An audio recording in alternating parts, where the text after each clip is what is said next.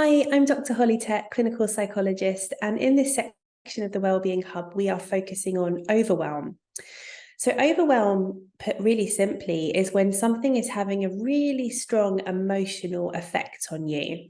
So we can be overwhelmed with happiness when, I don't know, we see someone that we haven't seen for a really long time, or excitement if we are in anticipation of doing something that we love or that's really, really fun or a once in a lifetime opportunity.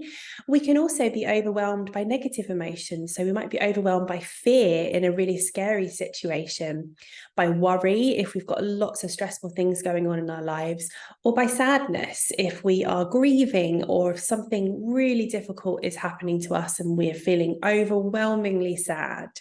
So because overwhelm affects both sides of the spectrum, it can be quite hard to get your head around it sometimes. But what we're going to be really focusing on in this section is how to help you to manage feelings of overwhelm about some of those more negative emotions. So things like fear, like worry, like sadness. Because when we are feeling overwhelmed in those ways, it can make it really hard to do your day-to-day life. If you are feeling overwhelmingly sad, really, really can't think about anything else but sadness, for example, even simple day-to-day tasks like getting up and getting yourself ready for the day can feel like too much. Other things that people do when they're feeling overwhelmed is they I call it flitting. So they start to do one task and then they start another task and another task. They're doing all these things at once because their mind is all over the place, but none of those tasks actually ever get finished because they're constantly starting new ones. And that in itself can be quite stressful because you're never getting anything done.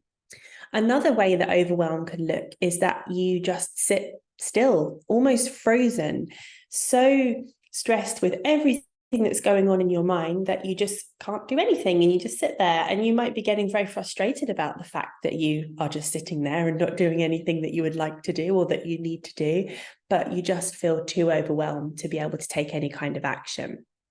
So it can have a big impact on us, and it can feel like something that's hard to overcome.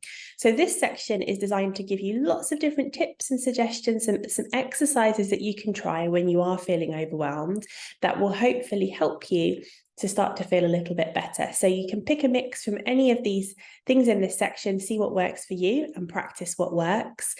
And don't forget that if you are feeling as though your mood and your sense of overwhelm is becoming too much to cope with, there are resources below every single video in this section where you can get some advice about where to go for some more support and some help. Okay, take care.